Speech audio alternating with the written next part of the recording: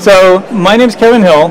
Sorry, the last session ran over just a little bit, but I think we should be fine. So I'm a solutions architect at Cohesity, and today I'm going to take you through some of the benefits that you can gain with Cohesity and Microsoft Azure.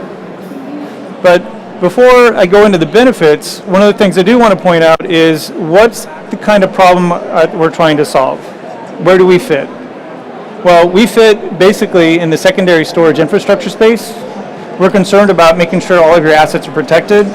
Now, this picture, it's an iceberg. You know, people are familiar with iceberg. You have a little bit that shows on top, and a massive more amount of data and infrastructure that appears on the bottom. So this is actually very appropriate for how we facilitate your needs, because we don't focus primarily on the mission critical applications. That's something else that has been taken care of, but what you have underneath is just, if not more important. You've got your backups for ensuring that you're protecting your mission critical assets.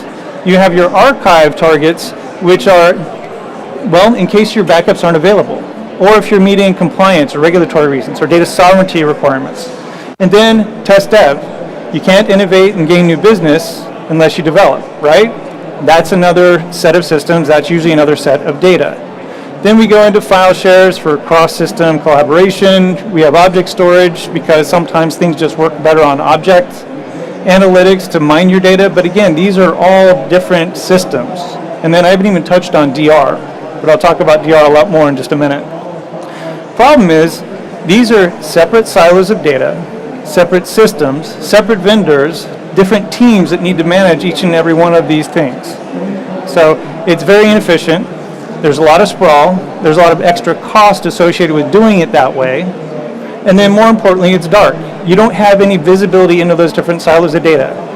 How cool would it be that if you've actually protected your data and then you can actually look at it too to gain information on PII, analytics, data mining, anything. So I'll talk about those in just a second. Now, this is another way of looking at things. This might be familiar to you. This is familiar to me. More time ago than I'd like to admit, I used to run a tape stand.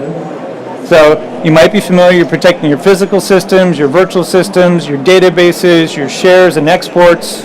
You're going through media servers, which may or may not work, depending upon the farms you have. You've got different master servers managing those. You're going to different secondary storage targets. Are you doing it efficiently? Are your media servers filling up one more than the other and it tips over, things fail? Those kind of things happen all the time. And it's very inefficient. You might be spinning off the tape. Not efficient.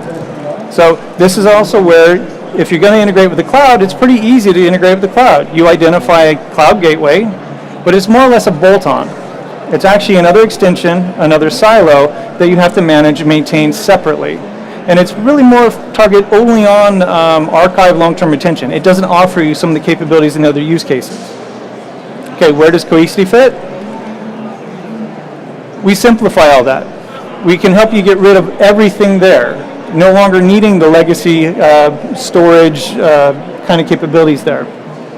What we can do, though, you don't have to do a lift and shift or a rip and replace. You can actually use us as a data target.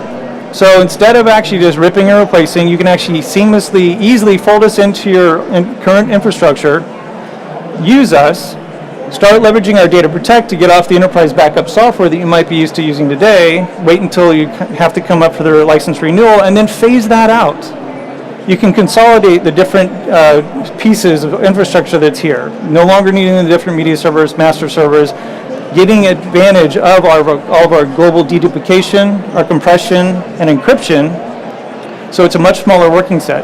Plus, that one thing that you don't have with the legacy players is indexing. Our founder was, Mohit, was one of the originators for the Google file system. So we know how to index things. So as it's being protected on the Cohesity platform, you can do a global search anywhere. And as a past backup admin, I got to say that's one of the coolest damn features I've seen, because I don't need to know which media server backed it up. I don't need to know which VM it resided on or which protection job.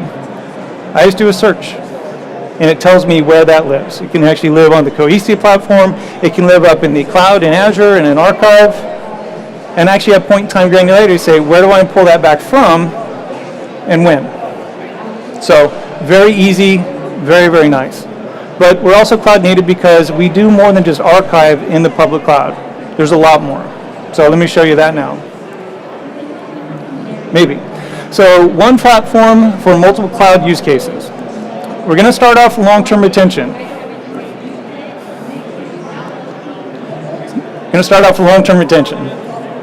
So this is again where we go through, we protect your data, and then we can actually archive it up into Azure. Now, one of the key things I do want to point out is what is Cohesity? How do we operate? There's two main constructs, and it's really we have a protection policy that identifies the SLAs. How long do I want to retain that data on premises? Do I want dailies, weeklies, monthlies? You know, what's the retention period? I want to keep them just for 2 weeks and then archive them off into an archive target. I can also identify multiple archive targets if it makes sense for me, and those will run in parallel. I can also identify replication targets. So if I have another Cohesity system, maybe running in the cloud, running in Azure, I can actually use that where I've got global duplication, compression, encryption, very small working set, and I can send that directly into the cloud or to another Cohesity system. And then also one other thing that I can actually have on a protection policy, the protection policy is cloud spin. That's actually where you can spin up your virtual machines in the cloud, and I'll show you that too. That's one piece. The other part is the protection job.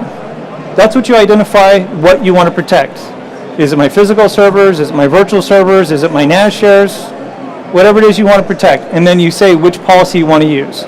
So that way you have granular level control over your SLAs, and you can change as per meets your needs.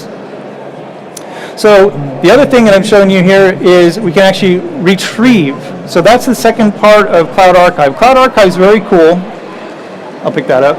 Very cool because it keeps all of your data, your metadata, and the snapshot information. So it's a fully contained entity. So just imagine, if you will, that you can't access your primary systems. You've got a data center disruption, you've got a network outage, might be a smoking ruin, who knows? You can't access it. Well, are you dead in the water? And the answer is no. With another Cohesity platform, could be physical, could be virtual, could be running up in the cloud up in Azure, so launch a new one in Azure, and then you do a retrieve. You basically go ahead and say, I'm going to point at that same external target. All it is an Azure storage subscription and a container where you pointed to say, I want to archive to. You go and register that with the other Cohesity platform, wherever it might be. We'll go through and see the snapshot information, pull that back, see the metadata, pull that back, leave the bulk of the data in the archive, and then you're able to go ahead and host your data or spin up your virtual machines from that new Cohesity platform. It's very easy. I use this all the time. Just to set context, when I'm talking with customers and doing demonstrations, I'll do an archive from a physical system. I'll go through and launch a cloud edition in whatever cloud we're working with that day. Today we're working with Azure. And then I'll do a retrieve. My data is immediately available. So that's very cool. I've also been talking a little bit about Cloud Edition. So what is Cloud Edition? It's Cohesity.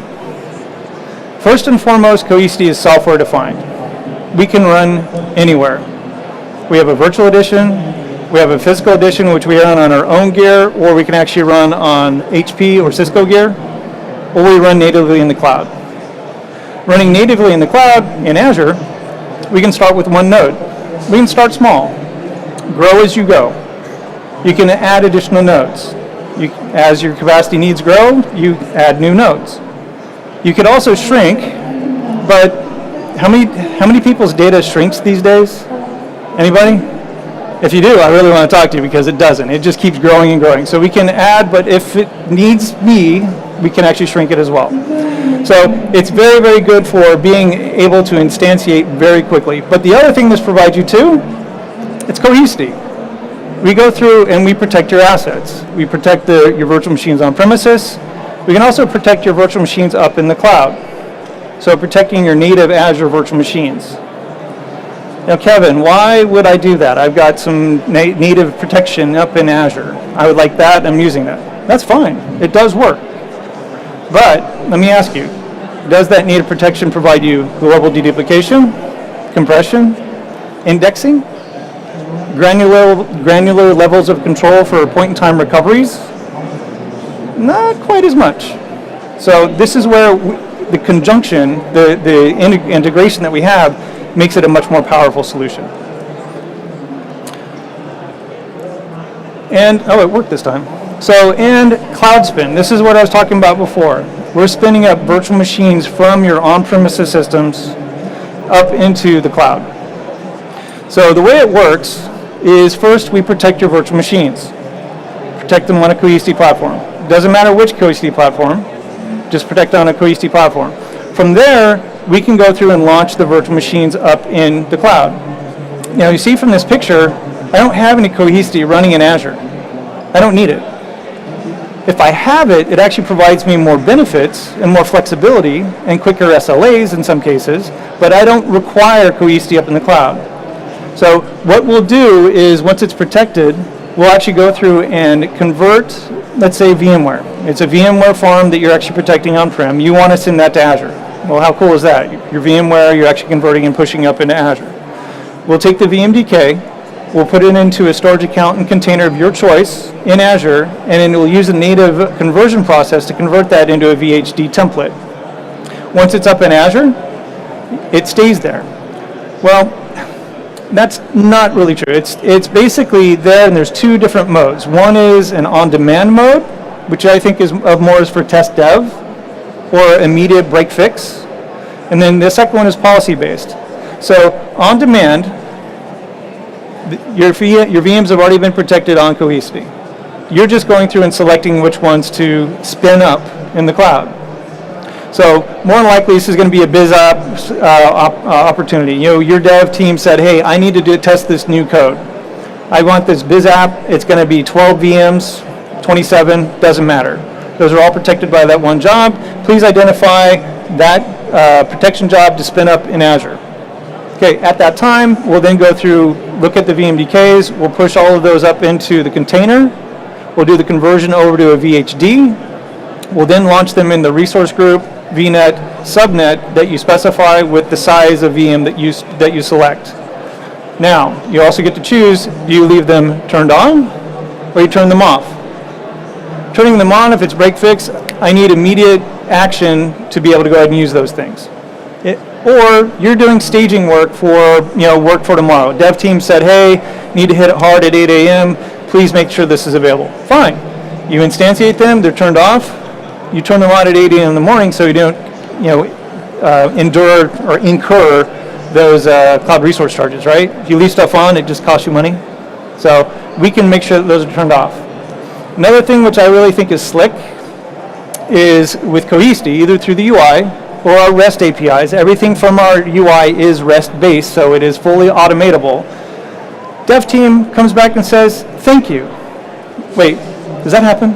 They come back and say, "No." Okay, just making sure. But they basically come back and say, "We're done." They've been trained enough to say, if we just leave those resources up there, they're just going to cost us money. So you need to clean up. In a lot of cases, you spin things up, but you don't think about the cleanup. Well, there's a teardown process from an on-demand perspective to say, "Hey, I'm done with all those resources. Tear down the 27 VMs, tear down all the block that's the persistent disk that's behind them, tear down the snapshots, tear down the ENIs, clean it up in one click or one call." So that part's very, very slick. So the other part of Cloud Spin, which is equally as powerful, it's actually part of a policy. Remember I said your policy identifies how long you want to retain it on a Cohesity platform, identifies if you want an archival target, identifies if you want a replication target. You can also identify Cloud Spin as part of a policy. So the policy gets run whenever per its schedule, and then you assign what you want to protect. You assign a policy to what you want to protect in a protection job. Now when that protection job runs, you can also spin up templates in the cloud. That's where we stop, at least at this stage. So it's a two-step process. We'll spin up those templates for maybe the 27 different VMs, but that's where they stay, they're templates. Then you can identify that I've got an event, I need to spin those up immediately. You don't have to worry about the conversion process. You basically go into the protection job, you identify the timestamp that you want to choose, so say this is where I want to launch from. You identify a single virtual machine, or you do identify all, and it'll launch them all instantly. So again, very, very powerful for a DR scenario as well. So your cloud journey with Cohesity and Azure can begin pretty much anywhere.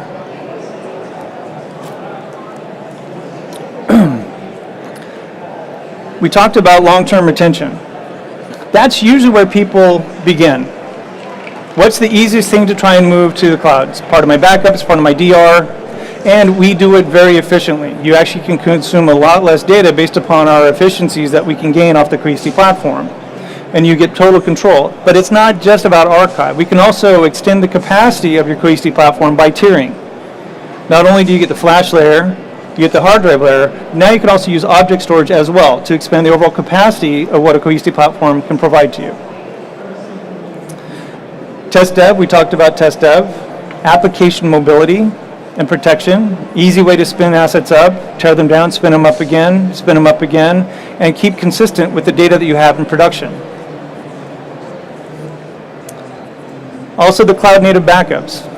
This is something that I think is very powerful, and the thing that I like the most about it is you don't need separate processes, you don't need separate teams, it's the same UI. So the same experience across all your teams and the same level of protection you're going to expect across your hybrid cloud. One thing I didn't cover totally is the failover failback aspect. I said we could actually spin up virtual machines and we can actually protect them. That's fine.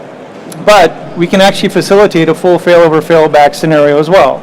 You've protected your on-premises virtual machines, you've gone ahead and protected them, you've spun them up in Azure. Great, you're running in Azure. You've got changes. You need to pull those changes back once the problem's been resolved on-prem, right? Okay, great. It's the reverse it's a reverse order. Protect it onto Cohesity, push it back to on-prem, spin up your VM, you're now failed back. And multi-cloud mobility. I know we're at Azure, but how many people are only in one cloud? Anyone? 3? 4? Okay. So there's that's actually pretty common nowadays, but sometimes shadow IT, sometimes you get different departments, sometimes you don't have control, or sometimes you get an executive mandate from above saying thou must change based upon whatever deals they get. Rest assured, we can run in multiple clouds. By protecting the data in multiple clouds, we can replicate to multiple clouds, so you can replicate, in this case, any of your data over to Microsoft Azure. So I do want to start closing and saying that we do have seamless integration with Microsoft Azure. One of the things that I've not actually mentioned here and in the slideware is I got pulled in to do some testing with Microsoft, let's call it a month ago, for DataBox. You guys familiar with DataBox? Okay. Massive amounts of data, small pipe, how do I get that to the cloud? That's not going to be easy. Okay, and protect it at the same time. Well, we got a DataBox shipped into Cohesity. We went through and did an archive to that as a NAS appliance, filled it up, got that shipped back into Azure, it got imported in the Azure subscription. Once that was ready and available, we said let's flip the switch. Let's switch from an external target of a NAS target to switch that over to see your Azure subscription. Everything's good. Pick up your archive right where you left off. That's how we're partnering very well together and actually enabling you as customers for those kind of capabilities.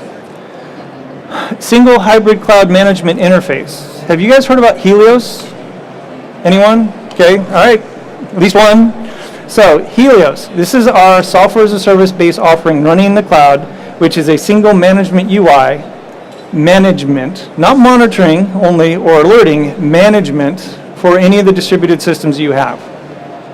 This is cool to me, because I used to work for other companies that we had a system we monitored, but we couldn't let you do active management. This is saying if you had that on-prem system, a virtual system, a cloud system, you have multiple different clusters based upon different geos and requirements, you register those with Helios, you got one place to go. It's great. And as you've seen, we have multiple use cases for the cloud. And I probably missed a couple, but what I'd ask you to do is come see me after the session, come see us over at the Cohesity booth. But I do thank you for coming and sitting with me for this these few minutes, and hope you have a good ignite. So, thanks everyone.